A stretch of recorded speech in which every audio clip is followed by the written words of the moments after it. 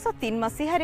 इंग्रेज माने एही अंचल को निज अधीन को नहीं भाग भाग करी पड़ोसी अंचल सह मिसई देइथिले। उत्कलमणि गोपबंधु, उत्कल गौरव मधुसूदन,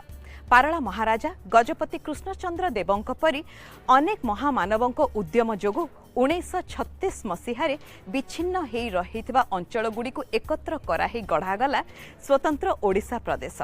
भाषा को नहीं गठित हेइथिबा एहा हेउची प्रथम राज्य।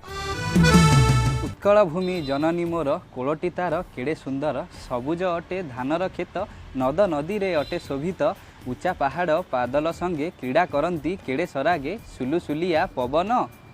फुलर बास चहटी आणे, शीतलतारे मन को किणे, तरु लता को नचाई धीरे, देहरे भरे जीवन।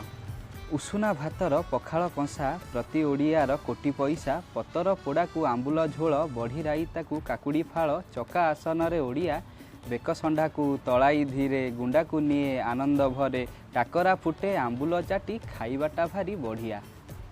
पाइक पुओ फुलाई निश रण को भिड़े, प्रति बरस तरबारी और कमाण संगे, शत्रुर बल क्षणके भांगे,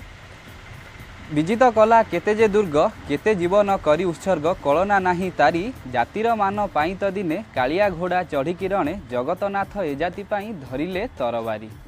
साधव पुओ बोईत मेली, जाए से जाभा सुमात्रा बाली, विदेश करी आणे से धन, देशर बढ़े विपुल मान, कोणार्क मंदिर तोली, ए देश शिल्पी बड़ कुशली, शिलारे हाथ मारी,